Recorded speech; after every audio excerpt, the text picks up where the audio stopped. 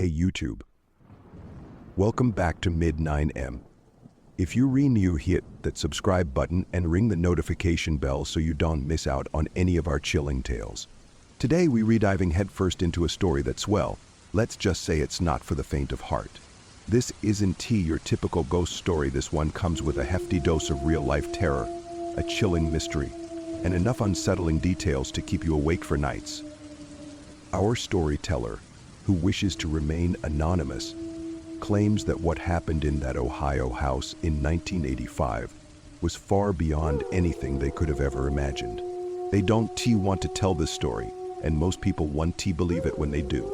But we're here to listen and to share their terrifying experience with you. So get comfy, grab a blanket, you might need it, and prepare to have your sanity questioned. Like, comment, and subscribe for more spine-tingling content from Mid9M. Let's get started. I hid under my covers and eventually whoever it was or whatever it was had left. That wasn't the only time I had a weird experience like that late at night. I've also heard whispers. Most of the time I heard them coming from the basement. I never understood what the whisperer was saying, but one night I heard them loud and clear. I was asleep. I heard footsteps in my room. It felt like someone was watching me, like someone was sitting right at the edge of my bed. I lay there with my eyes closed, hoping it'd go away. Then it whispered, "Who are you?" I didn't reply. I didn't want to make a habit out of talking to things I couldn't see. It sounded like a woman. I guess it left afterwards because I didn't hear anything else. I was horrified by what was going on in the house. I tried to explain it to my mother, but she never believed me. She claimed I was dreaming, and I almost believed that maybe I was dreaming. My mother seemed distant. She wasn't the same person anymore. I was worried about Hannah as well. She must have been traumatized by what she saw that night. I loved my sister, we did a lot together, but she became distant as well. One day as I walked past her room, I heard her singing. I walked in her room and she stopped singing. She was sitting on the floor, drawing as usual.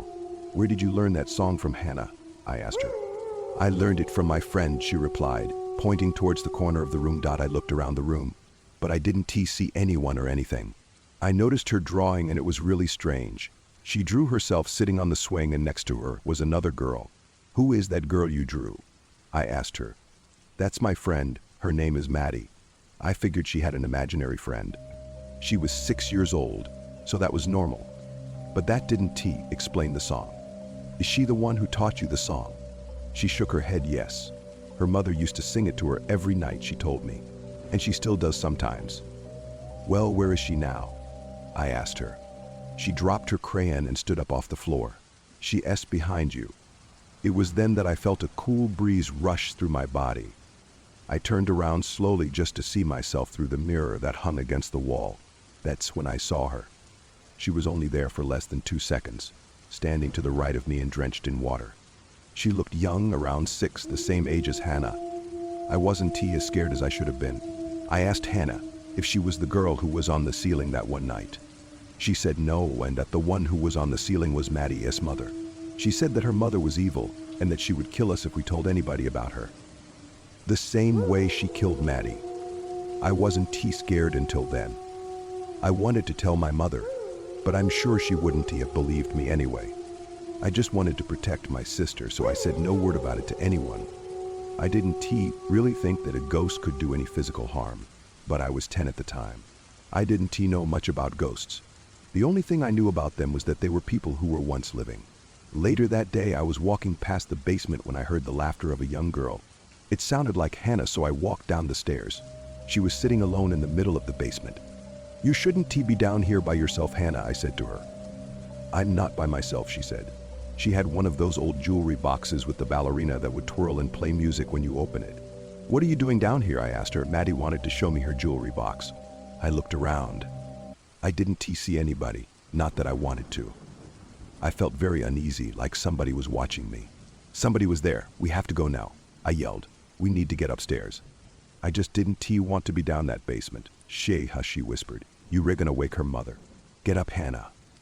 I yelled. I heard a noise. It came from the other room of the basement. Hannah started crying. I could see the fear in her eyes. She stood up on her feet, dropping the jewelry box. "Danny," she cried, pointing behind me. "She says behind you." My heart popped out of my chest.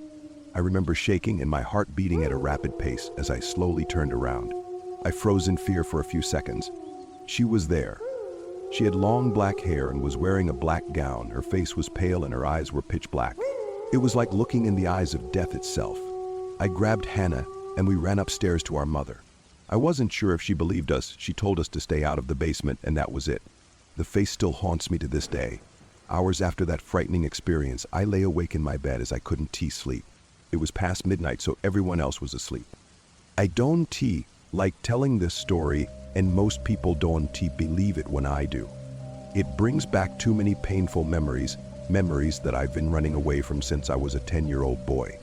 I've been called a devil, a murderer, a child just desperate for attention. I am 40 now and I'm sure people still question my sanity. I even question my sanity. It's been 30 years, but I will never forget what happened in that house. I will never forget what I heard, what I saw. I heard music coming from outside my room. I got out of bed thinking that maybe it was Hannah. I peeked out my door, but I didn't see anyone. I walked down the hallway and on the floor in front of Hannah's room was the jewelry box from the basement. I watched as the ballerina twirled around and around and around. Everything was like in slow motion. I became lightheaded. The air was cold and heavy. Somebody was watching me. I heard somebody singing that same song. It was a young girl this time. It was a woman. The singing was coming from Hannah's room. I opened her door. The singing stopped and I didn't see anyone. Hannah was fast asleep. I asked her about it the next day, but she had absolutely no idea what I was talking about. Weeks after that incident was when everything took a turn for the worse. Just like before, she was screaming on the top of her lungs in the middle of the night. We ran to her, my mother and I. "She is trying to drown me," she screamed. "She says trying to drown me." "Who?" my mother asked. "Who are you talking about?" Hannah stopped screaming and stood from her bed. She was shaking, her face was pale, and her voice became weak. Her eyes were wide as she stood there, almost like she was frozen, like she couldn't move.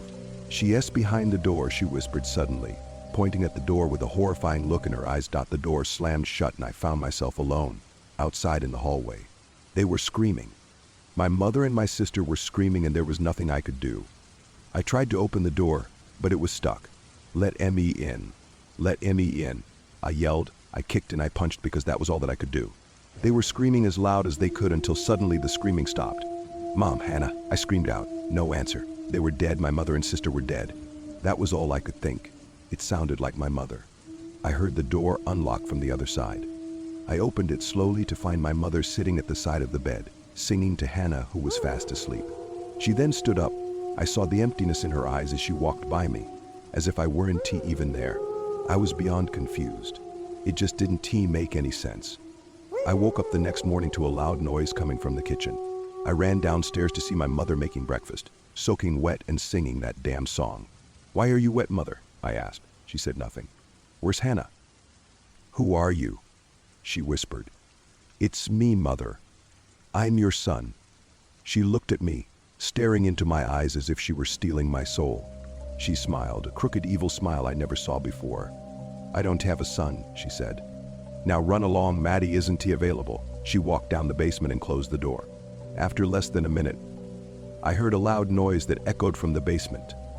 I ran upstairs to Hannah's room, searching everywhere for her. She wasn't in there. I walked out into the hall, and that's when I saw her walk down the stairs. I breathed a sigh of relief. I thought she was dead. I chased after her. She led me outside, but I lost her as I shuffled through the tall grass. I ran to the backyard thinking she might be playing on the swing set. I didn't see her, but the swings were both swinging rapidly. I heard laughter. It sounded like two young girls. One of them actually sounded like Hannah, but I couldn't see anyone. I walked behind the swing set, and that's when I saw her. She was floating lifeless, face down in the pond. I heard her voice as it echoed with the wind she was singing. Credit anonymous. I saw things and heard things that no living person should see. Things that would leave a scar that can never heal, and things that would leave you questioning your sanity. I will warn you, this true story is not for the faint of heart. It was in Ohio, 1985, when we moved into the house. My mother was looking for a fresh start after my father's abusive acts became too much for her to bear. He never touched me or my sister Hannah in any harmful way, but he and my mother would go at it almost every night. My mother would be left with a black eye and a swollen lip. I pretended like I didn't know what was going on. I regret that now. When we first arrived at the house, I could tell that it was really old. The windows were dusty, the paint was weathered and peeling off, and the grass stood almost as tall as I did. It looked abandoned, as if we were the first people to live there in decades. There was also an old swing set in the back, and behind that was a pond that held dirty water with a greenish color. The fence would creak as you open it, as did the stairs. The first 2 months were silent. Nothing was really out of the ordinary, but I noticed something that seemed strange to me. I was in the house looking through the window to make sure that Hannah was okay being alone in the backyard. She was on the swing set, but oddly the swing next to her was moving back and forth, as if someone was there with her. But there was no one there, nobody but Hannah. I figured it was probably the wind. I went out there because I didn't want her out there alone. I was very protective of my sister. When I sent her inside, I stayed out there for about a minute, and I thought maybe I was imagining things because I saw someone in the hallway window. They looked down right at me. I couldn't really see their face. Maybe it was Hannah. Maybe it wasn't T.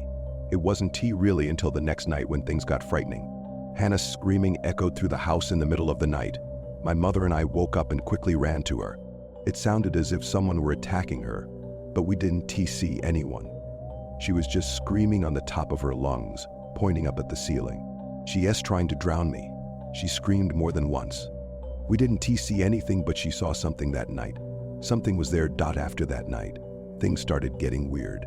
I've heard footsteps echoing through the house, and I know this is going to sound weird, but I've heard someone singing. It sounded like a young girl, and I know it wasn't Hannah because it sounded nothing like her. I was laying in my bed when I heard it. It must have been around midnight because everyone else was asleep.